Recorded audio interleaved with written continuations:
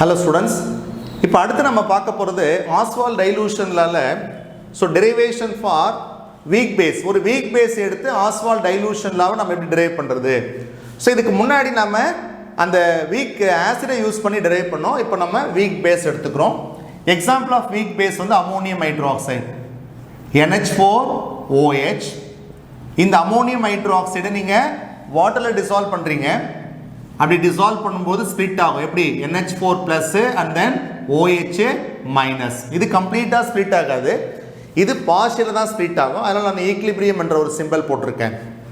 Okay students, இந்த derivation வந்து similar to the previous derivation. இதுக்கு முன்னாடி நாம acidக்கு எப்படி derive பண்ணோமோ அதே derivation தான் baseக்கு நாம derive பண்ண போறோம். Very simple derivation. இப்போ இந்த இடத்துல என்ன இருக்கு?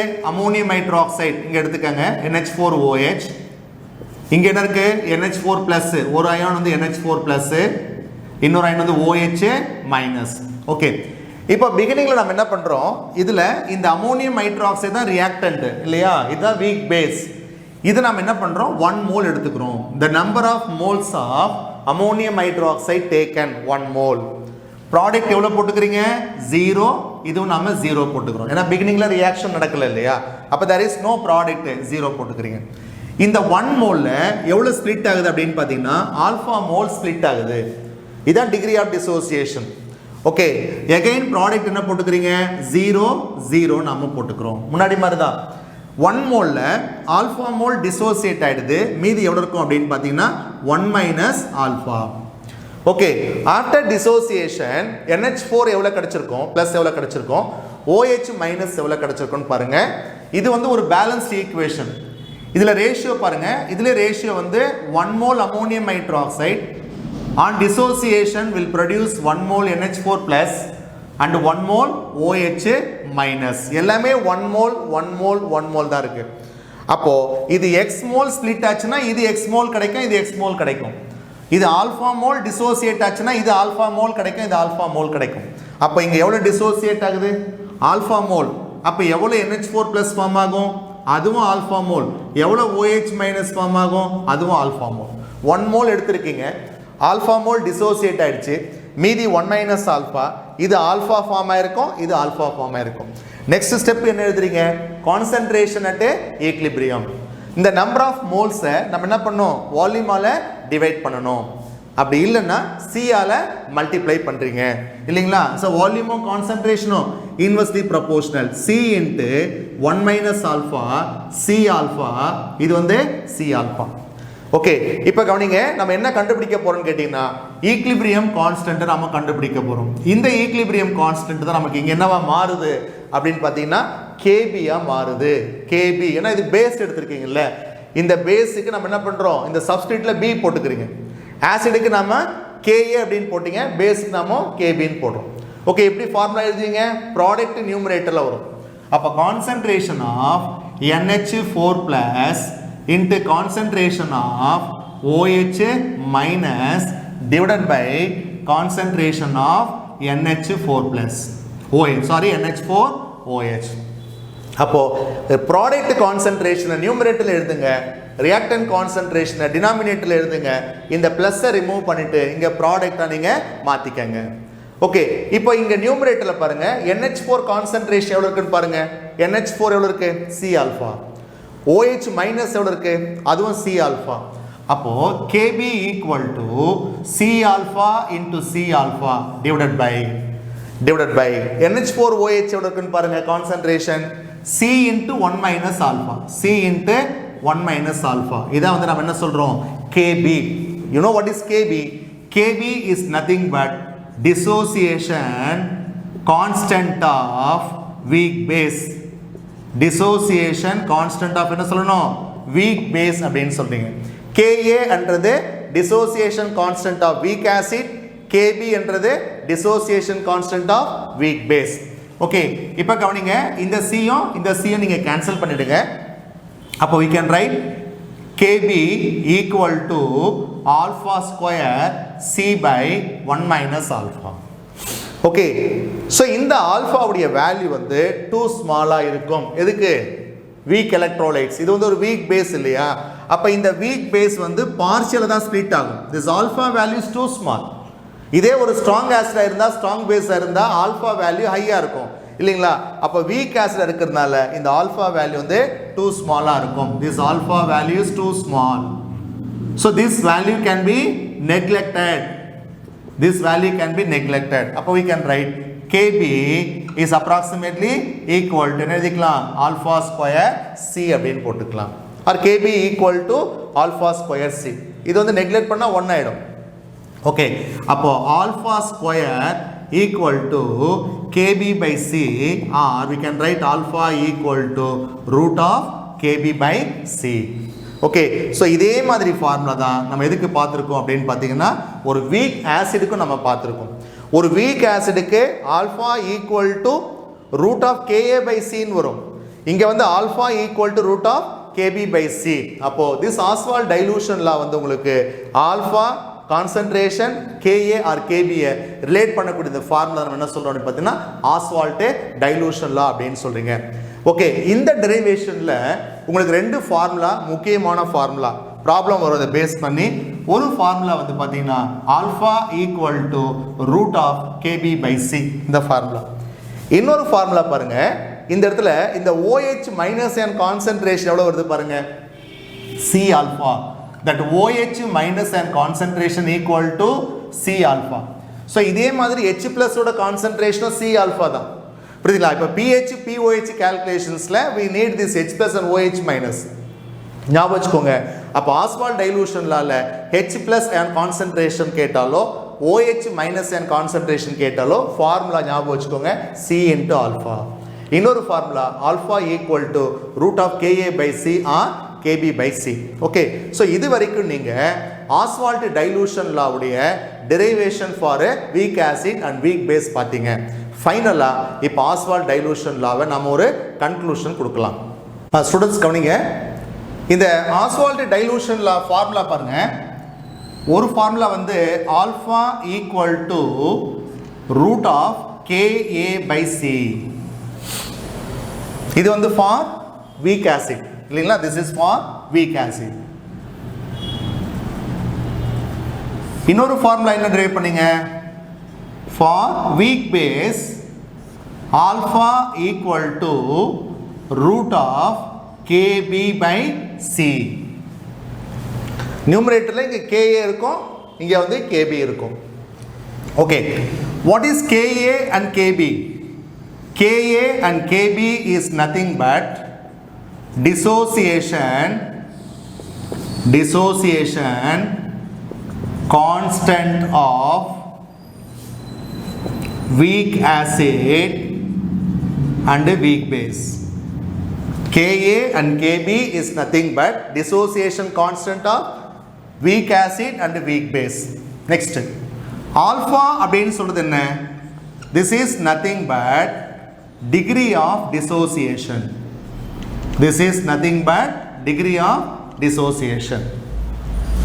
C இந்த denominatorல C இருக்கு இல்லீங்களா C அப்படின்றது என்னது concentration of the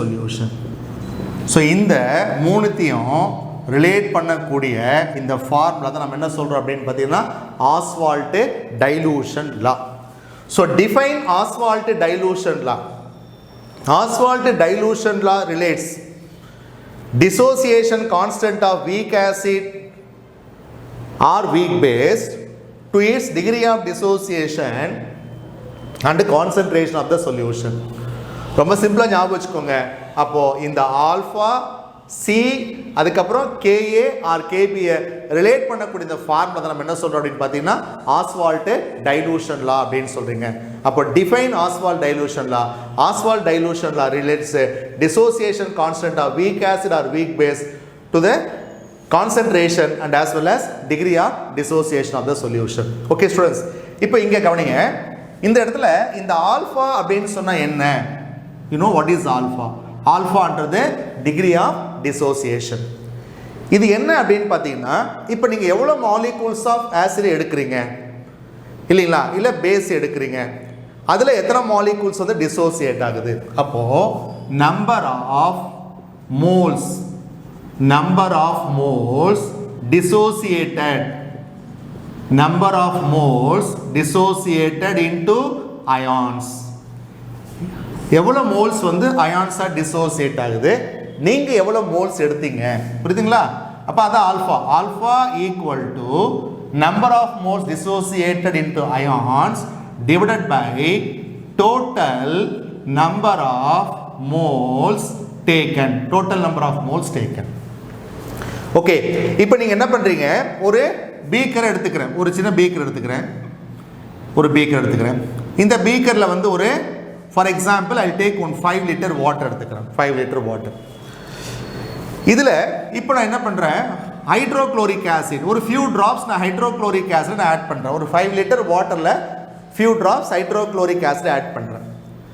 okay, for example I take 1 mole, one mole of hydrochloric acid added in 5 litre வச்சுக்கோங்க ஃபார் எக்ஸாம்பிள். இப்போ ஹைட்ரோக்ளோரிக் ஆசிட் வந்து ஒரு ஸ்ட்ராங் ஆசிட். இந்த ஸ்ட்ராங் ஆசிட் என்ன ஆகும் அப்படின்னு பார்த்தீங்கன்னா கம்ப்ளீட்டாக டிசோசியேட் ஆகும், 100% டிசோசியேட் ஆகிடும். இப்போ பாருங்க, அப்போ number of moles dissociated into ions, total number of moles taken. எவ்வளோ மோல்ஸ் ஹைட்ரோக்ளோரிக் ஆசிட் எடுக்கிறீங்க? ஸோ அப்போ total number of moles taken வந்து 1 mole. நான் 1 mole எடுத்திருக்கிறேன். எவ்வளோ மோல்ஸ் டிசோசியேட் ஆச்சு?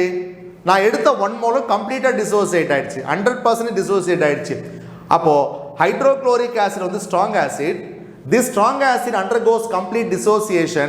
அப்போ நான் எடுத்த 1 mole கம்ப்ளீட்டாக டிசோசியேட் ஆயிடுச்சு. Number of moles dissociated also equal to 1.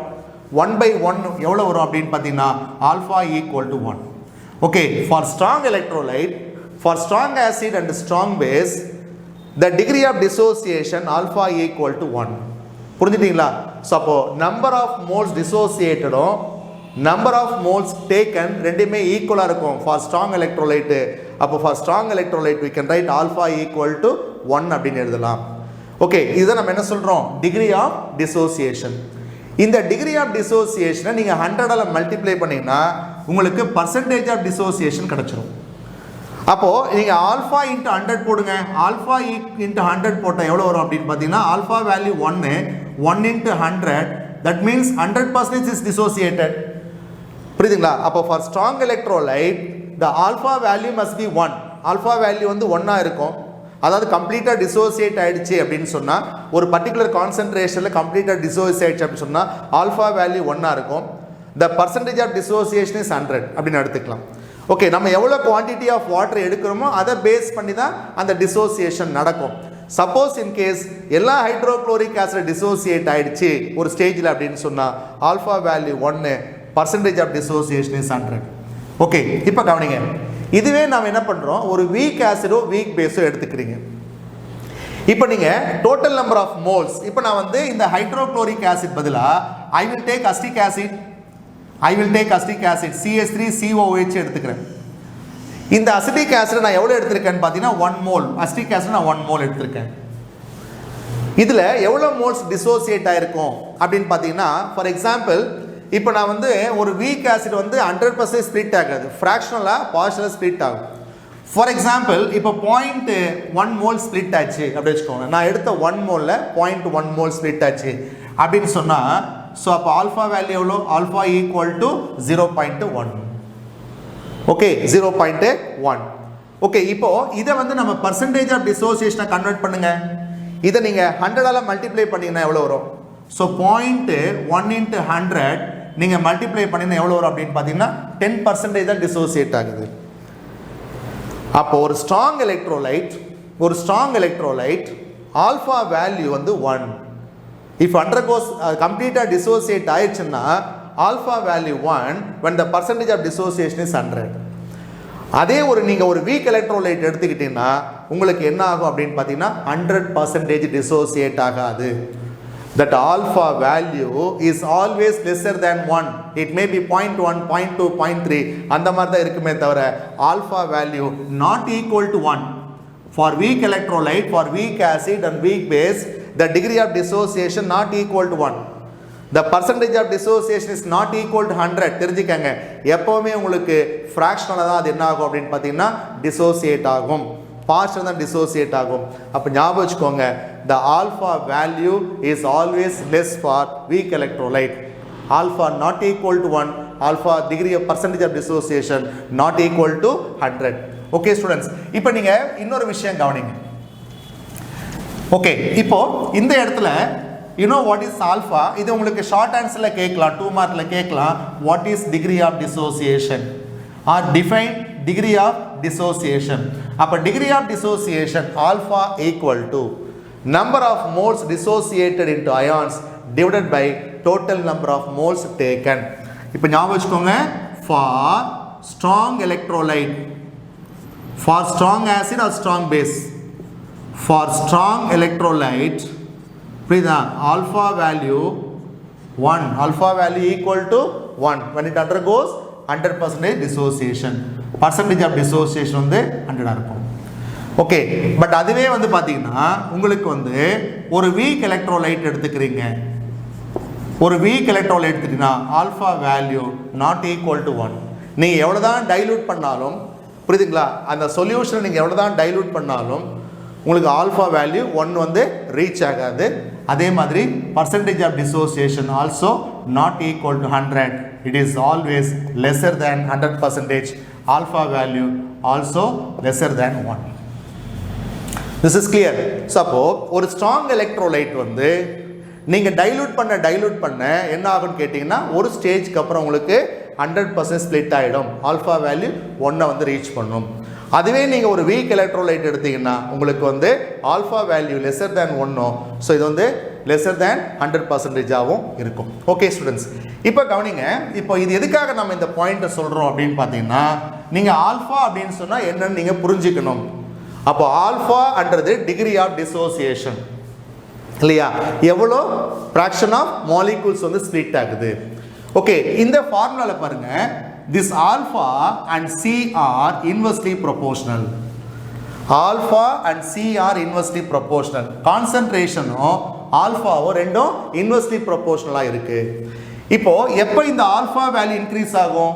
இப்போ நிறைய மாலிகூல்ஸ் வந்து ஸ்ப்ளிட் ஆகணும் இல்லைங்களா அப்படின்னு சொன்னால், இந்த ஆல்ஃபா வேல்யூ உங்களுக்கு இன்க்ரீஸ் ஆகணும் அப்படின்னு சொன்னால், ஆல்ஃபா வேல்யூ உங்களுக்கு இன்க்ரீஸ் ஆகணும் அப்படின்னு சொன்னால் எதனோட வேல்யூ டிக்ரீஸ் ஆகணும்? அந்த கான்சன்ட்ரேஷனுடைய வேல்யூ வந்து உங்களுக்கு டிக்ரீஸ் ஆகணும். This is clear students. Okay, இப்போ பாருங்க, அப்போது டிசோசியேஷனுடைய பர்சன்டேஜை நீங்கள் இன்க்ரீஸ் பண்ணணும். ஒரு வீக் எலக்ட்ரோலைட்டுடைய dissociation percentage alpha value increase பண்ணணும் அப்படின்னு சொன்னால் நீங்கள் எதை குறைக்கணும்? இந்த சியோட வேல்யூவை நீங்கள் குறைக்கணும். To increase the value of alpha, to increase the value of alpha we must decrease the value of C. What is C? What is C? C is nothing but concentration. எப்படி கான்சன்ட்ரேஷன் நீங்கள் degrees பண்ணுவீங்க? Concentration degrees பண்ணணும் அப்படின்னு சொன்னால் நீங்கள் dilution பண்ணணும், நிறைய water add பண்ணணும்.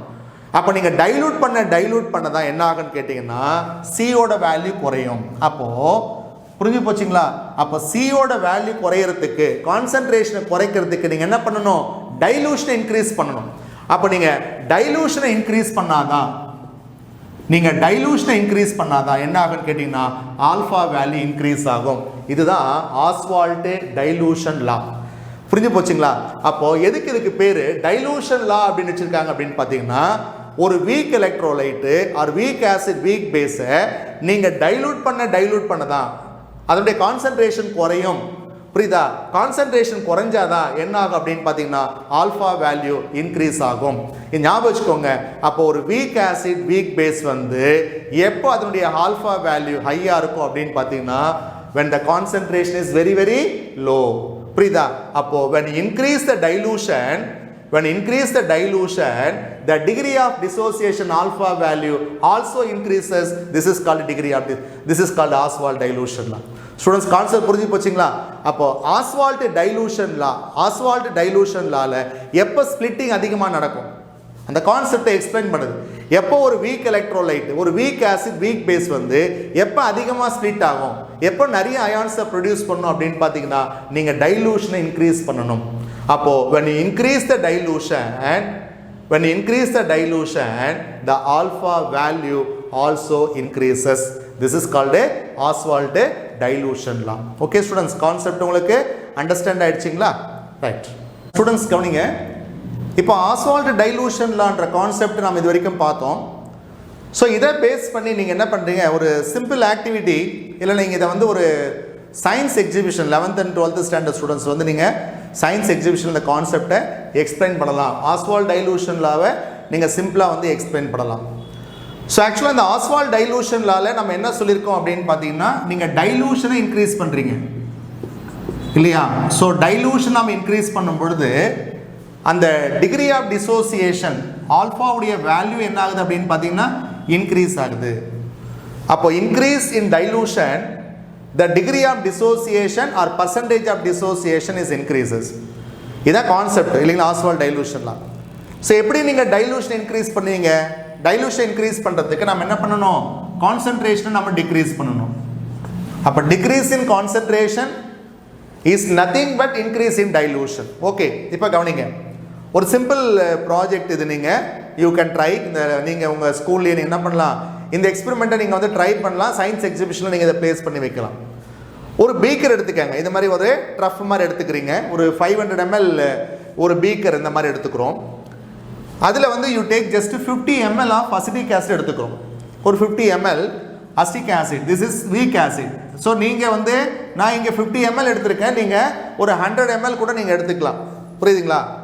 ஓகே, இது வந்து உங்களுக்கு வினிகர், அசிட்டிக் ஆசிட்ன்றது வினிகர் தான். இது வந்து உங்களுக்கு ஸோ சாதாரண கடையிலேயே உங்களுக்கு அந்த வினிகர் கேட்டாலே உங்களுக்கு கிடைக்கும். இல்லை லேபில் கூட நமக்கு அசிட்டிக் ஆசிட் இருக்குது.